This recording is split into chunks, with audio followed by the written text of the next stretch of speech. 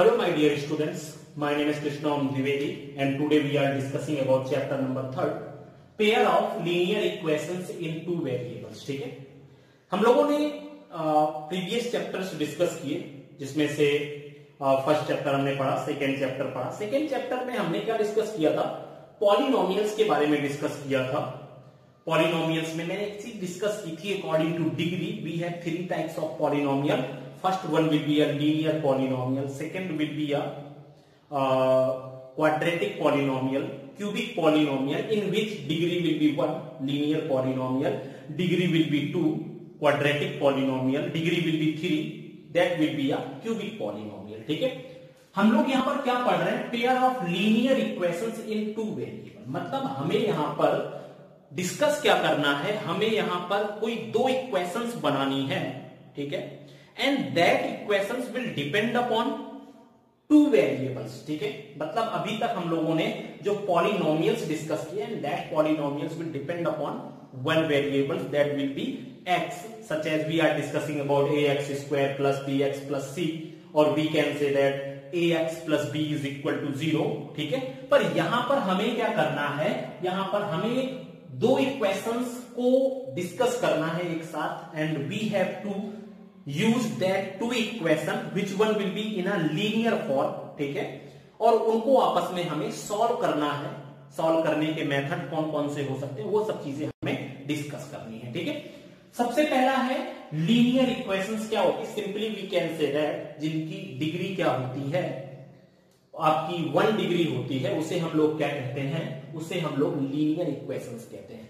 आपके मन में क्वेश्चन से राइज होने चाहिए, सर पॉलिनोमियल और इक्वेशंस में क्या डिफरेंस होता है? देखो भाई, simply we can say that polynomial में हम लोग इक्वल टू 0 नहीं रखते। ठीक है, such as x square, then that will be a polynomial px is equal to x square plus ax square plus bx plus c। And when we have to find the zeros, then we can put x minus 2, x plus 2, and we can directly find the value of x or the value of variable। But equations जो होती है ना, उसमें हम लोग equal to 0 रखते हैं। ठीक है, तो यहां पर पॉलिनोमियल में हम लोग इक्वल टू 0 नहीं रखते, क्योंकि हम लोग पॉलिनोमियल को कैसे रिप्रेजेंट करते थे? px is equal to x square plus 2x plus 5, कुछ इस तरह से रिप्रेजेंट करते थे। ठीक है, लेकिन हमारी जो इक्वेशंस होंगी वो कैसे रिप्रेजेंट करेंगे हम लोग? ax plus by plus c is equal to 0।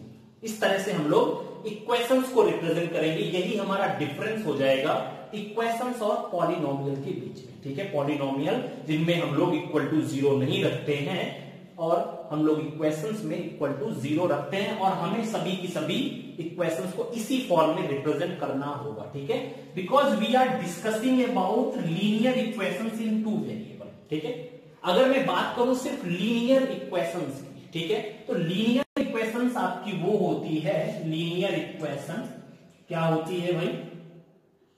Linear equation which है डिग्री 1। ठीक है, विच है डिग्री 1। ठीक है, is known as linear equation.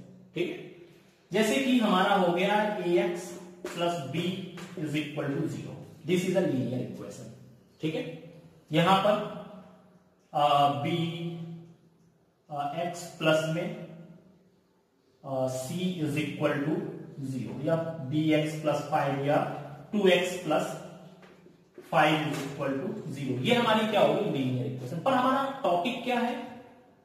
Linear equations in two variable. ठीक है, अब देखो भाई, linear equations in two variable किस फॉर्म में हो सकती है? लीनियर इक्वेशन मतलब कि जब भी आप लोग लीनियर इक्वेशंस लिखोगे तो उसमें सिर्फ आपको एक चीज याद रखनी है कि उसकी डिग्री क्या होनी चाहिए? 1 होनी चाहिए। ठीक है, तो यहां पर हो गया linear equations in two variable.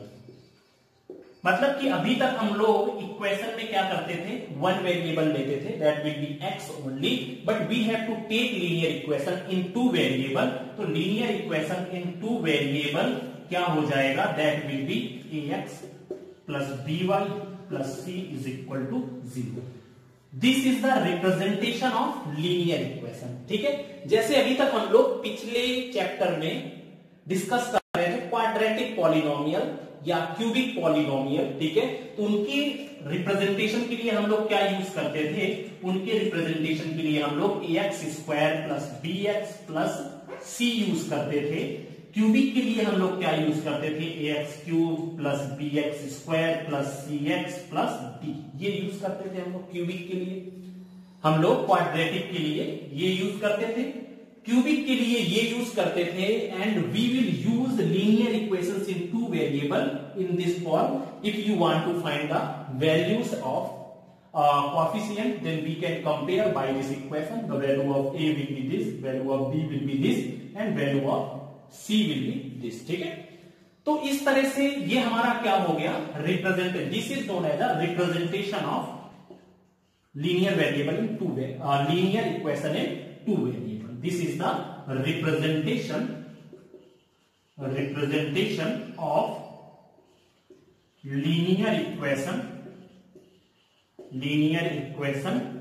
In two variable. ये हमारा क्या है, लीनियर इक्वेशन का रिप्रेजेंटेशन है टू वेरिएबल के फॉर्म में। और यहां पर वर्ड क्या यूज हुआ है, पेयर ऑफ, मतलब हमें सिर्फ एक ही इक्वेशन नहीं लेनी। ठीक है, यहां पर हमें दो इक्वेशन लेनी है, तो यहां पर पेयर ऑफ के लिए कैसे हम लोग रिप्रेजेंट करेंगे, पेयर ऑफ लीनियर इक्वेशन, तो उसको कैसे रिप्रेजेंट करेंगे, that will B a1x plus b1y plus c1 is equal to 0 and another equation will be a2x plus b2y plus c2। ये हमारा सबसे पहले मैंने बताया व्हाट इज लीनियर इक्वेशन, जिसकी डिग्री 1 होती है, उसे हम लोग क्या बोलते हैं, लीनियर इक्वेशन बोलते हैं। उसके बाद मैंने बताया linear equation in two variable, जिसमें आपके दो वेरिएबल हो, x is the first variable, y will be the second variable, a b and c are the coefficient, okay, and ax is the first term, dy will be the second term, c will be the third term, okay। Representation of linear, ये क्या है हमारा, representation of linear equation है। After that हमें discuss क्या करना है, according to chapter, pair of linear equation. ठीक है, a1 ये हमारा पेयर ऑफ लीनियर इक्वेशन किस फॉर्म में रहेंगे, एक equation a1x plus b1y plus c1 के फॉर्म में रहेगा, और दूसरा equation a2x plus b2y plus c2 is equal to 0 के फॉर्म में रहेगा। ठीक है, आज मैं जो है ना इस चैप्टर का सिर्फ इंट्रोडक्शन ही देने वाला हूं, इसमें कौन कौन से फॉर्मूले यूज होने हैं और कैसे हम लोग इनको सॉल्व करेंगे, ये सब चीजें मैं बताने वाला हूं। कल से हम लोग इसकी एक्सरसाइज सॉल्व करना शुरू करेंगे। ठीक है, तो ये हमारा हो गया लीनियर इक्वेशंस के बारे में पूरा का पूरा डिस्क्रिप्शन हो गया। अभी देखो इसमें से हम लोग कैसे सॉल्व करेंगे इक्वेशंस को, ये हमें देखना है। ठीक है, देखो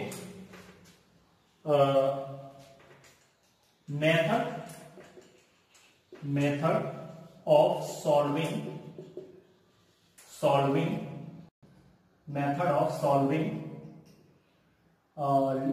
लीनियर इक्वेशन या pair of linear equation,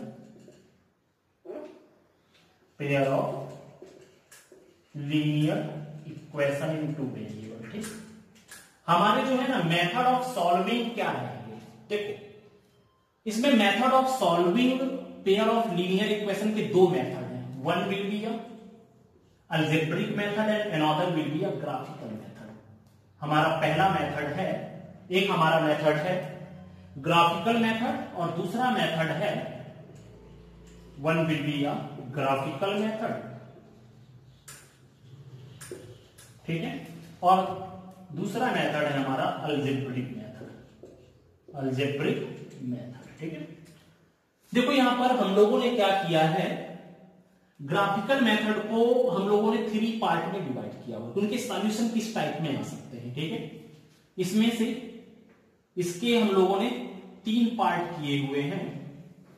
we have 3 parts, 1, 2 and 3, और इनके सबके 3 नाम हैं। जैसे कि अगर मैं देखूं ग्राफिकल मेथड का सॉल्यूशन कैसा हो सकता है, उसका सिर्फ एक ही सॉल्यूशन होगा, that will be known as a unique solution, that will be a unique solution.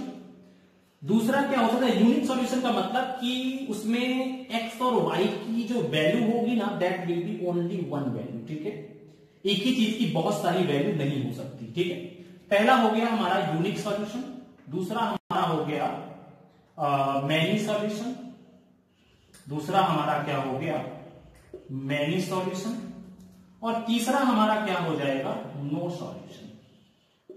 ठीक है, इसमें हम लोग क्या कह सकते हैं, यूनिक सॉल्यूशन वाले को हम लोग बोल सकते हैं intersecting at one point.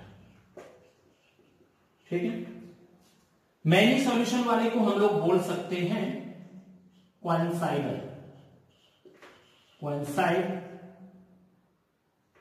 Both lines.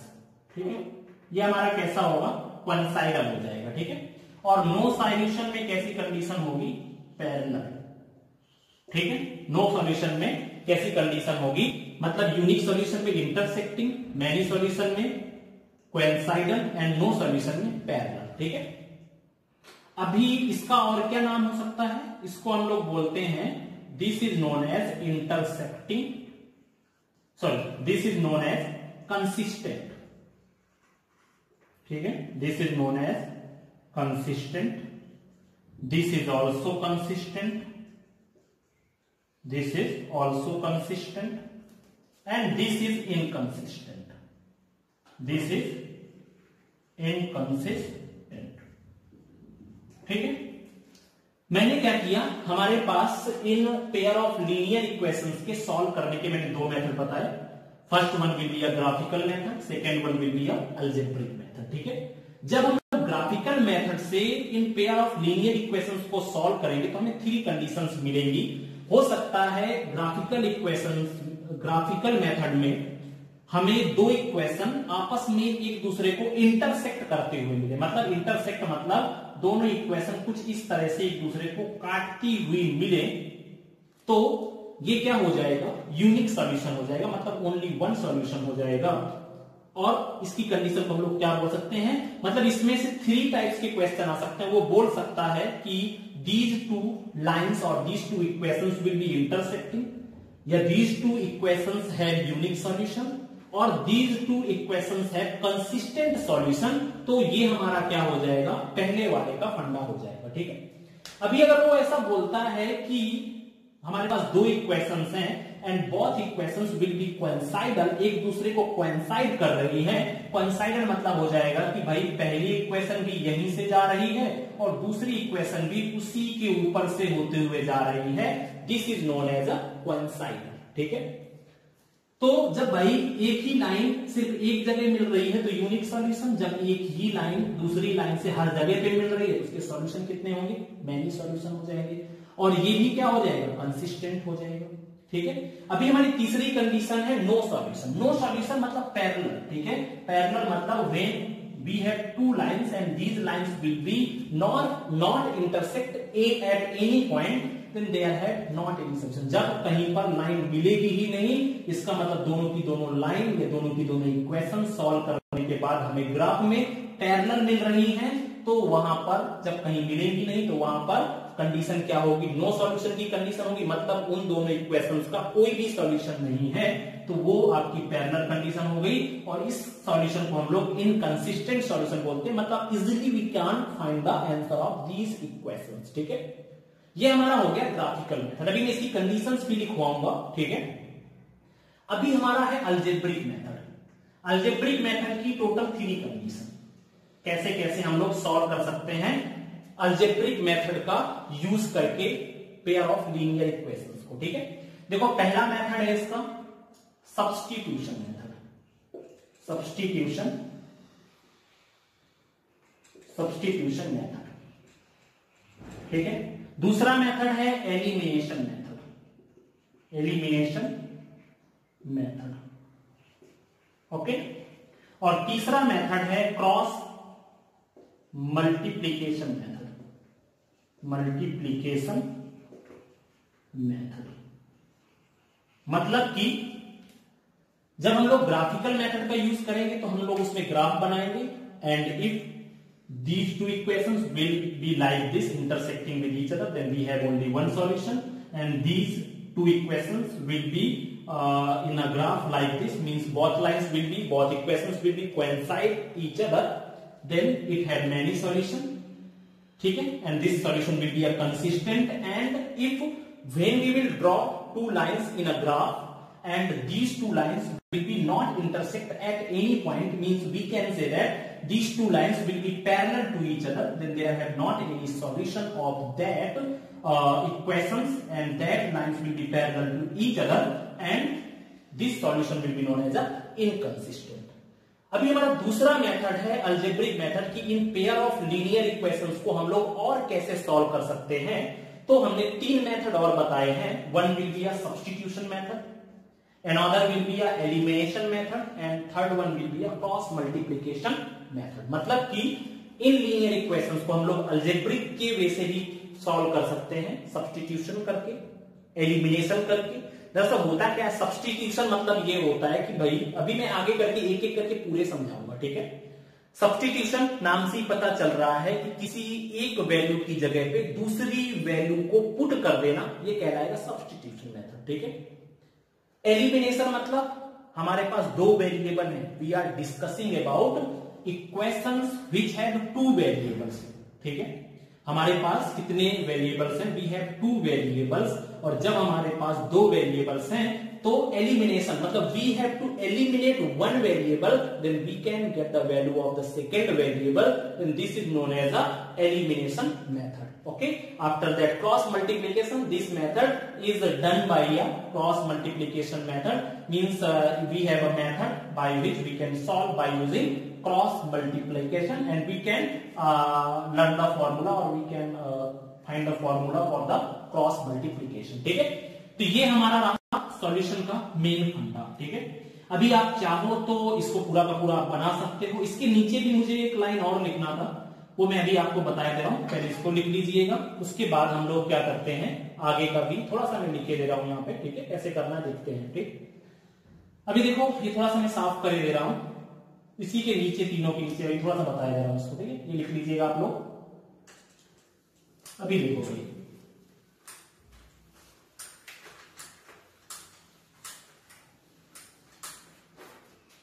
अभी मैंने आपको बताया तीन कंडीशन ग्राफिकल है. पहले हम लोग डिस्कस कर लेते हैं. और बाय ग्राफिकल मेथड,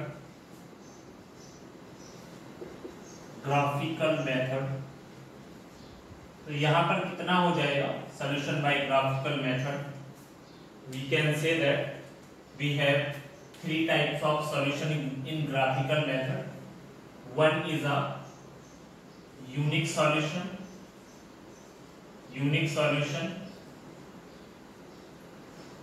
इसी को हम लोग क्या कहते हैं, और इंटरसेक्टिंग,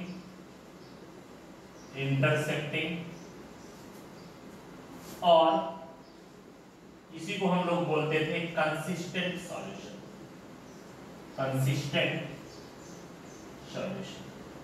मैंने सभी के तीन नाम बताए थे कि अगर यूनिक सॉल्यूशन है तो वो इंटरसेक्टिंग भी होगा, किसी एक पॉइंट पे एक दूसरे को इंटरसेक्ट कर रहा होगा, और तीसरा कंसिस्टेंट सॉल्यूशन होगा. ठीक है, दो टाइप के सॉल्यूशन है, one is a consistent solution and another is a inconsistent solution. ठीक है, first is this, second number is this is infinite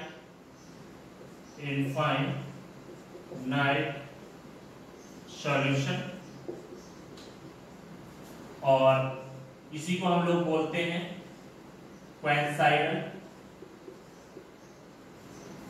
या इसी को हम लोग बोलते हैं consistent solution. This is also consistent solution. Okay, and third is no solution.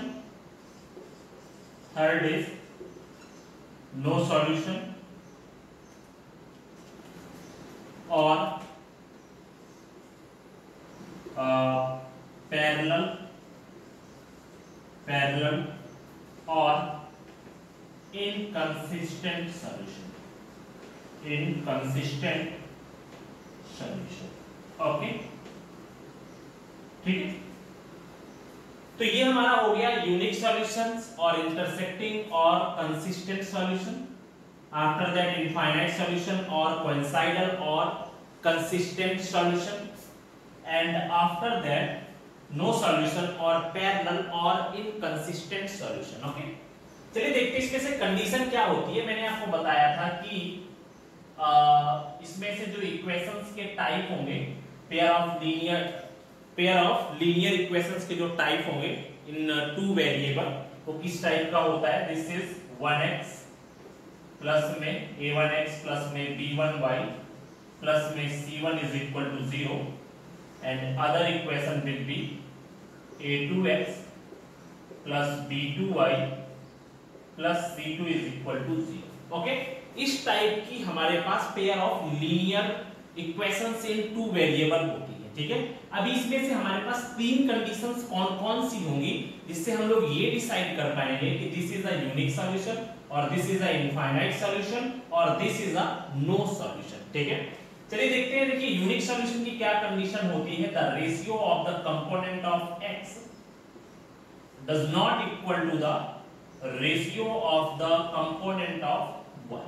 Okay, ये हमारी किसकी कंडीशन है, यूनिक सॉल्यूशन की कंडीशन है या इंटरसेक्टिंग की कंडीशन है। मतलब कि अगर two pair of linear equations will be intersecting at a point, then we will get this type of condition. ठीक है, and after that infinite solution, then we can say that infinite solution की condition क्या हो जाएगी, a1 upon a2 is equal to b1 upon b2 is equal to c1 upon c2. This is the condition of infinite solution. Okay, and after that the condition of no solution, then a1 upon a2 is equal to b1 upon b2 does not equal to c1 upon c। ठीक है, ये हमारी हो गई तीनों की condition. Unique solution की condition हो गई, इंटरसेक्टिंग की कंडीशन हो गई, सॉरी इनफाइनाइट सॉल्यूशन की कंडीशन हो गई एंड नो सॉल्यूशन की भी कंडीशन हो गई। ठीक है, मान लो यहां पर हम लोग क्या करते हैं, हमारे पास मान लो suppose we have two equation, one is 2x plus 3y plus 6 is equal to 0, another is 4x plus 6y plus 7 is equal to 0। ठीक है, हमारे पास मान लो कुछ, मैं फॉर एग्जांपल कंडीशन कंसीडर कर रहा हूं, we have two equations, then how we will know that which type of solution is representing these pair of linear equation। हमें ये पता करना पड़ेगा कि ये जो ये इक्वेशंस हैं वो किस तरह के सॉल्यूशन को रिप्रेजेंट कर रही हैं। x और y की जो वैल्यूज आएंगी उसमें से x की कितनी वैल्यूज हो सकती है, that will be unique value of x and y, और that will be infinite values of x and y, और that will be the no values of x and y। ठीक है, there have not any solution of that pair of linear equation. तो कैसे check करेंगे, after that you can compare a1 upon a2 that is equal to 2 by 4, we can say that this is equal to 1 by 2। okay, after that b1 upon b2, then we can say that b1 upon b2 is equal to, that is equal to 3 by 6, or we can say that this is also 1 by 2। okay, and after that c1 upon c2, c1 upon c2 is 6 by 7, and if you will think about that three ratios, then that three ratios are a1 upon a2 is equal to b1 upon b2 does not equal to c1 upon c2। ठीक है, ये हमारे पास कुछ ऐसी condition यहाँ पर मिल रही है। ठीक है, इसका मतलब अगर, और ये कौन सी कंडीशन से मैच कर रहा है, फर्स्ट से मैच नहीं कर रहा, सेकंड से मैच नहीं कर रहा, तो ये किससे मैच कर रहा है, थर्ड से मैच कर रहा है। then we can say that the solution of these equations are no solution। it means both pair of linear equations are parallel to each other। ठीक है, अगर आप यहाँ पर इनको रिप्रेजेंट करना चाहो तो कुछ इस तरह से रिप्रेजेंट कर सकते हो, जैसे ये दिया है, तो इसका मतलब ये क्या हो गया, इंटरसेक्टिंग एट अ पॉइंट। ये हमारा कोई एक पॉइंट हो गया, उस पॉइंट पर ये इंटरसेक्ट कर रही है। ठीक है, जहां पर ये इंटरसेक्ट कर रहे हैं इसी वजह से इनको हम लोग क्या बोलते हैं, यूनिक सॉल्यूशन। वहीं पर हमें क्या मिलेगी, x और y की वैल्यू मिलेगी। ठीक है, इनफाइनाइट सॉल्यूशन और कोइंसाइडेंट, इसमें से जो दोनों पेयर ऑफ लीनियर इक्वेशन होंगे, दोनों को अगर आप ग्राफ में रिप्रेजेंट करोगे तो if you will represent this pair, this linear equation by using this line, then you will also represent this equation by using this line. मतलब दोनों एक दूसरे के ऊपर से ही होते हुए जाएंगी, दोनों एक दूसरे के साथ कोइंसाइड करेंगे, ठीक है। तो ये हमारा हो गया इनफाइनाइट सॉल्यूशन का case. And if you will think about no solution, तो हम लोग क्या करेंगे, इसको कुछ इस तरह से सॉल्व करेंगे। मतलब ये दोनों की दोनों लाइन कहीं पर भी मिलेंगी नहीं, तो ये कैसा हमारा सॉल्यूशन हो गया। This is a pair of linear equation type of solution. Okay, तो ये हमारा हो गया सॉल्यूशंस बाय ग्राफिकल मेथड। तो इस तरह से आप इनको जब ग्राफ के through in pair of linear equations को रिप्रेजेंट करोगे तो आप उनके पहले भी डायरेक्टली फाइंड कर सकते हो कि इसमें से जो हमारी लाइन मिलने वाली है, जो हम लोग ग्राफ में ड्रॉ करने वाले हैं, वो एक जगह पर कट करेगी या एक दूसरे के वो कोइंसाइड होते हुए जाएगी, या दोनों लाइन एक दूसरे के साथ पैरेलल रहने वाली है, ठीक है। तो ये हमारा हो गया solution by the graphical method. Okay,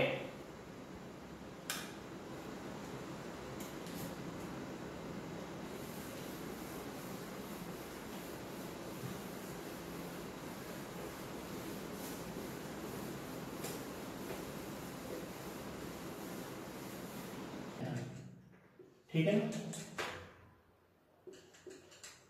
ठीक है। देखो भाई, अलजेब्रिक मेथड में मैं एक एग्जांपल ही लिए ले रहा हूं, सिंपल सा फंडा है, एक ही एग्जांपल से मैं तीनों की तीनों मेथड समझा दूंगा। सबसे पहले हम लोग देखते हैं, पहला क्या था, पहला है हमारा सब्स्टिट्यूशन मेथड। कोई भी रहेगा, सब्स्टिट्यूशन एलिमिनेशन, ठीक है, सब्स्टिट्यूशन मेथड,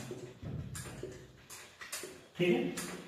फर्स्ट नंबर है सब्स्टिट्यूशन मेथड। देखो सिंपल सा फंडा है, suppose we have two equations, one will be 2x plus 3y plus 5 is equal to 0। इसके बाद में 3x plus 2y plus 2 is equal to 0, ठीक है। अभी मुझे क्या करना है, this is a equation 1 and this is a equation 2, ठीक है। मुझे x और y की वैल्यू फाइंड करनी है, what will be the value of x and what will be the value of y, ठीक है। तो मुझे सब्स्टिट्यूशन मेथड का यूज करके इसको सॉल्व करना। देखो सिंपल सा याद रखो, किसी एक इक्वेशन से किसी एक वेरिएबल की वैल्यू फाइंड कर लो और उस वेरिएबल की वैल्यू को दूसरी इक्वेशन में रख दो, उसी इक्वेशन में मत रखना कभी भी, ठीक है। जिस इक्वेशन से आप किसी एक वेरिएबल की वैल्यू को फाइंड करते हो, उस वेरिएबल की वैल्यू को फाइंड करने के बाद उस वेरिएबल की वैल्यू को किसी दूसरी, जैसे मैंने y की वैल्यू फर्स्ट इक्वेशन से फाइंड की, तो इस y की वैल्यू को मुझे सेकेंड इक्वेशन पे रखना होगा। चलो देखते हैं, ठीक है। जैसे कि फ्रॉम इक्वेशन फर्स्ट मैंने क्या किया, फ्रॉम इक्वेशन फर्स्ट, ठीक है। फ्रॉम इक्वेशन फर्स्ट में मुझे y को मैं अलग कर रहा हूं इससे, ठीक है, y को सब्जेक्ट बना रहा हूं। तो यहां पर कितना हुआ, 3y, ये 5 0 की उस साइड चला गया, दैट विल बी -5, 2x उधर चला गया, दैट विल बी माइनस में 2x, ठीक है। तो y की वैल्यू कितनी हो गई, -2x plus 5/3, this is the value of y। मैंने क्या किया, पहली इक्वेशन से y की वैल्यू फाइंड कर ली। नाउ, ठीक है, नाउ पुट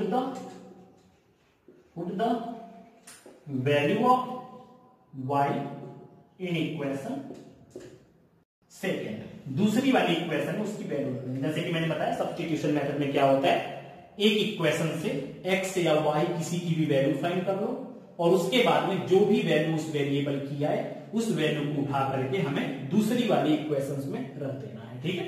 तो अभी मैं क्या करूंगा, बस इसकी वैल्यू रख देते हैं, 3x plus 2y plus 2 is equal to 0। हमारी जो दूसरी इक्वेशन है उसमें मुझे वैल्यू रख देना, तो क्या करूंगा, 3x प्लस 2 और इसके बाद में इसकी वैल्यू कितनी है, उसकी वैल्यू है -2x plus 5/3 plus 2 is equal to 0, ये, ठीक है। सॉल्व कर लेते हैं भाई, कितना आ जाएगा यहां पर, 3x माइनस इसमें से हो जाएगा 4x प्लस में 10, 2 का अंदर मल्टीप्लाई किया, 2 2 जा 4 एंड 2 5 जा 10 बाई में 3 प्लस में 2 इज इक्वल टू 0।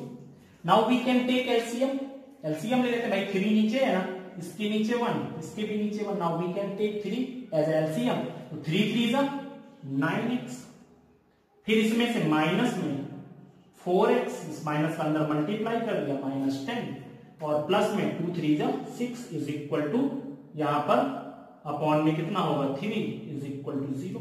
ये 3 इधर आ जाएगा, दैट विल बी 0 हो जाएगा। तो हमारे पास बचा क्या, 9x में से 4x गया, that is equal to 5x, -10 में से 6, then that is equal to -4 is equal to 0। इसका मतलब x की वैल्यू कितनी हो जाएगी, the value of x is equal to 4/5, ये 4 इधर आया और 5 नीचे चला गया, the value of x will B 4/5। अब इस x की वैल्यू को आप यहां पर रख दोगे, then you will get the value of y। अब यहां पर रख दो भाई, y इज इक्वल टू कितना हो जाएगा, -2x की जगह पे क्या रख देंगे 4/5 plus 5/3, and after that you can solve this, then you will get the value of y। ये मेथड क्या हुआ, सब्स्टिट्यूशन मेथड। किसी एक इक्वेशन से किसी एक वेरिएबल की वैल्यू फाइंड कर लो और उस वेरिएबल की वैल्यू को दूसरी इक्वेशन में रख दो, then you will get the value of variables x and y। ठीक है, ये हमारा हो गया सब्स्टिट्यूशन मेथड, समझ में आया। अब इसी इक्वेशन को हम लोग क्या करते हैं, इसी इक्वेशन को हम लोग सॉल्व कर लेते हैं एलिमिनेशन मेथड का यूज करके। देखो भाई, सिंपल सा फंडा है, इसी इक्वेशन को हम लोग सॉल्व करने जा रहे हैं एलिमिनेशन मेथड से। ठीक है, हमारा दूसरा मेथड है एलिमिनेशन मेथड, एलिमिनेशन मेथड। ठीक है, देखिए सिंपल सा फंडा है। एलिमिनेशन में क्या होता है, दोनों इक्वेशन का कोई एक टर्म सेम कर लो, जो भी है दोनों इक्वेशन में, जैसे यहां पर 2 है, यहां पर 3 है, यहां पर 3 है, यहां पर 2 है, इनमें से किसी एक टर्म को, चाहे x वाला टर्म चाहे y वाला टर्म, कोई भी एक सेम कर दो। उसके बाद फर्स्ट इक्वेशन में सेकेंड इक्वेशन को सब्ट्रैक्ट कर दो, मतलब कुछ भी आप मल्टीप्लाई करके पूरी इक्वेशन में दोनों इक्वेशंस के किसी एक टर्म को सेम कर दो। जैसे कि मैं यहां पर इस y वाले टर्म को सेम करने जा रहा हूं, तो मैं क्या करूंगा, मल्टीप्लाई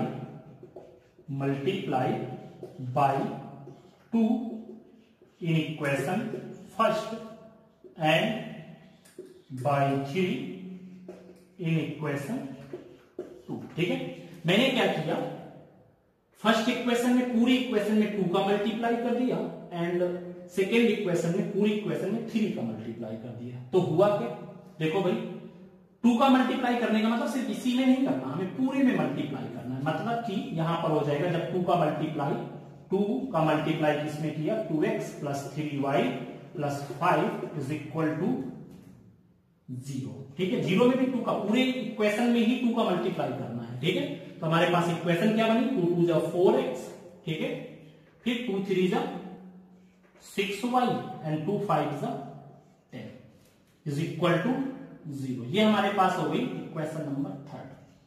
सेम मैंने बाई 3 इन इक्वेशन 2 में 3 से कर देना है, मतलब कि 3 into 3x plus 2y plus 2 is equal to 3 into 0। मतलब हमारे पास इक्वेशन 3 3 जा 9x प्लस 3 3 जा 9y, सॉरी 3 2 जा 6y, यहां पर कितना होगा 6y प्लस में 3 2 जा 6 इज इक्वल टू 0। ये हमारी इक्वेशन नंबर 4 होगी। ठीक है, नाउ सब्ट्रैक्ट इक्वेशन, ठीक है, सब्ट्रैक्ट इक्वेशन 3 बाय 4। ठीक है, थर्ड में से 4 में से थर्ड को, या थर्ड में से 4 को सब्ट्रैक्ट कर देते, किसी में से भी किसी को कर दो। ठीक है, मान लो 9x plus 6y plus 6 is equal to 0। दूसरी क्या है, 4x plus 6y plus 10 is equal to 0। Subtract करना है मतलब साइन चेंज करना, जहां पर प्लस है वहां पे माइनस, जहां पे प्लस है वहां पे माइनस, जहां पे प्लस है वहां पर माइनस कर दो। दोनों टर्म सेम, कितना बचेगा भाई, 9 में से 4 गए 5x, 10 में से 6 गए माइनस में 4 is equal to 0, 5x is equal to 4, x is equal to 4/5। ठीक है, अब इस x की वैल्यू को किसी भी इक्वेशन में रख दो, put this value in equation 1 equation में वैल्यू पुट कर दो भाई। 1 इक्वेशन में वैल्यू पुट करोगे, जब x की जगह पे 4/5 रख दोगे, after that you can get the value of y। इस तरह से हम लोग एलिमिनेशन मेथड का यूज कर सकते हैं। ठीक है, ये हमारा देखो सब्स्टिट्यूशन में किसी एक इक्वेशन से एक वेरिएबल की वैल्यू फाइंड कर लो और उस वेरिएबल की वैल्यू को दूसरे इक्वेशन में रख दो। After that you will get a value of x और y and you will put the value in any equation, then you will get the second variable. ठीक है, एलिमिनेशन मेथड में क्या करते हैं, दोनों इक्वेशन में से किसी एक टर्म को सेम कर दो, मल्टीप्लाई करके, ऐड करके, सब्ट्रैक्ट करके कैसे करना है वो आपको जानना है। ठीक है, मेनली मल्टीप्लाई करके होता है। ठीक है, जैसे मैंने क्या किया, मैंने इस y वाले टर्म को इक्वल किया, आप चाहते तो x वाले को भी कर देते, मैंने y वाले टर्म को इक्वल करने के लिए इसमें दोनों साइड 2 का मल्टीप्लाई कर दिया इक्वेशन नंबर फर्स्ट पे, और इसमें दोनों साइड 3 का मल्टीप्लाई कर दिया। मल्टीप्लाई करने से कोई फर्क तो पड़ेगा नहीं, क्योंकि ये मैंने मल्टीप्लाई दोनों साइड किया, LHS और RHS पे। ठीक है, तो मुझे यहां पर इक्वेशन नंबर 3 और इक्वेशन नंबर 4 मिल गई। अब उनमें से किसी एक इक्वेशन में से दूसरी इक्वेशन को सब्ट्रैक्ट कर दोगे, जिससे कि हमारा एक वेरिएबल खत्म हो जाएगा, दूसरा वेरिएबल बचेगा, then you will get the value of that variable. हमें x की वैल्यू मिल गई। अब इस x की वैल्यू को चाहे तो आप फर्स्ट इक्वेशन में रख दो, चाहे तो आप सेकेंड इक्वेशन में रख दो, then you will get the value of y। हो जाएगा हमारा सॉल्यूशन एलिमिनेशन मेथड का यूज करके। ठीक है, नेक्स्ट है क्रॉस मल्टीप्लीकेशन मेथड। ठीक है, हमारा नेक्स्ट मेथड है क्रॉस मल्टीप्लीकेशन मेथड। ठीक है, आप चाहो तो इस मेथड से इन्हीं इक्वेशंस को सॉल्व कर लो, नहीं चलो दूसरा ले लो, कोई प्रॉब्लम नहीं है। ठीक है, हमारा नेक्स्ट मेथड है थर्ड मेथड, हमारा सॉल्यूशन बाय अलजेब्रिक मेथड का जो थर्ड पार्ट है, third part is cross multiplication method. Cross multiplication method. चलिए देखते हैं इसमें से क्रॉस मल्टीप्लीकेशन मेथड में हमें क्या मिलता है। देखिए यहां पर हमारे पास we have 2 pair of linear equation, one is a1x plus में b1y प्लस में c1 is equal to 0 and after that a2x plus b2y plus c2 is equal to 0।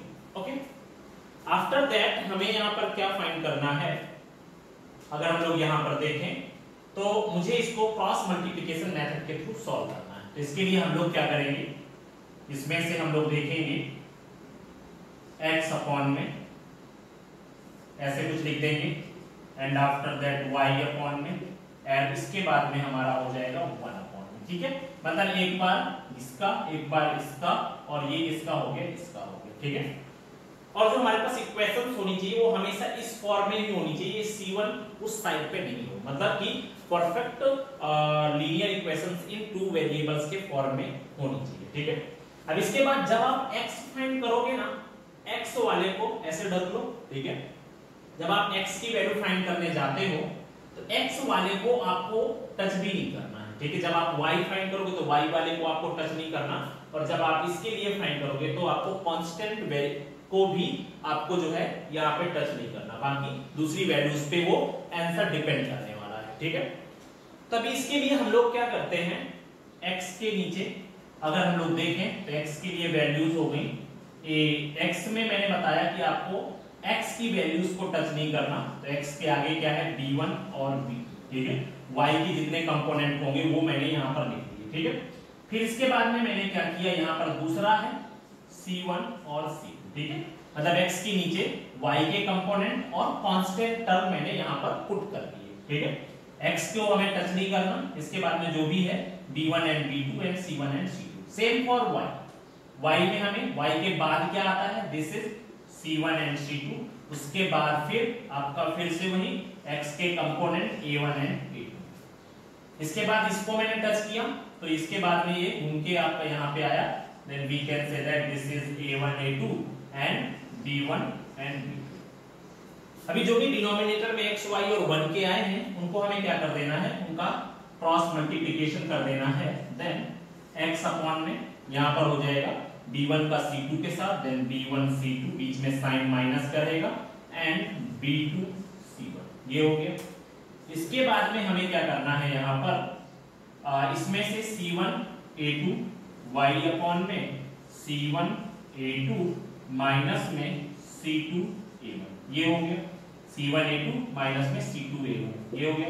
बीच में साइन कैसा रहेगा, हमेशा दोनों के बीच में जो साइन रहेगा वो माइनस रहेगा। उसके बाद अगर इसमें माइनस रख के याद आता है तो वो फिर आपका बीच में साइन चेंज हो सकता है, that will B minus minus का मल्टीप्लाई प्लस, प्लस माइनस का मल्टीप्लाई माइनस, वो आप पे डिपेंड करता है, ठीक है।